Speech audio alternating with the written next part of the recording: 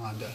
And two of those species, the reticulated python and the green anaconda, have been found in the wild in South Africa. They are in the pet trade, but we do not know and do not believe that they have established themselves in the wild.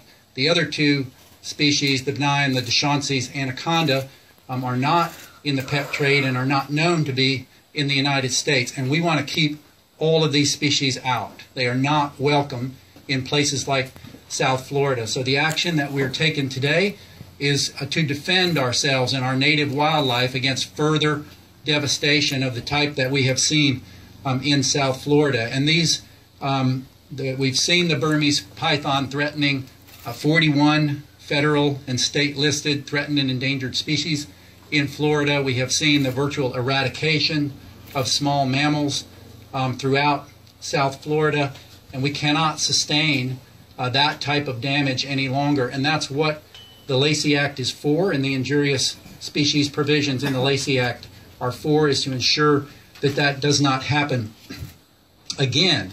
And hopefully we've learned from what we have seen in the past. And certainly here in South Florida, you know this problem well. Before lunch, I met a black and white tegu, I guess. So it seems like every time I come to South Florida, I meet a new invasive species. And so it certainly is a problem that you are familiar with here. But when we think and look nationwide, we see Asian carp pushing up the Mississippi and Ohio rivers, and we are expending billions, with a B, billions of dollars to try to keep the Asian carp out of the Great Lakes. We see zebra and quagga mussels infesting water infrastructure throughout the United States, spending billions of dollars to control and eradicate the spread of these invasive mussels.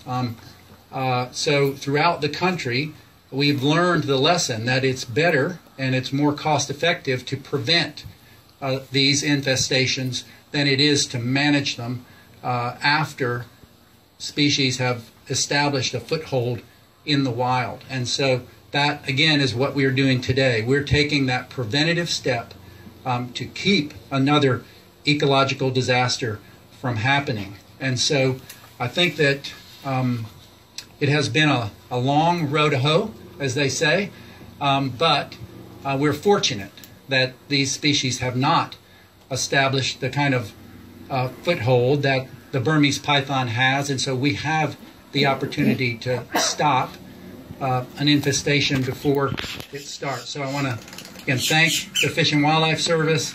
I want to thank our partners in the Florida Fish and Wildlife Commission and South Florida Water Management District, the Park Service, everyone for putting their shoulder to the wheel on this and doing their part.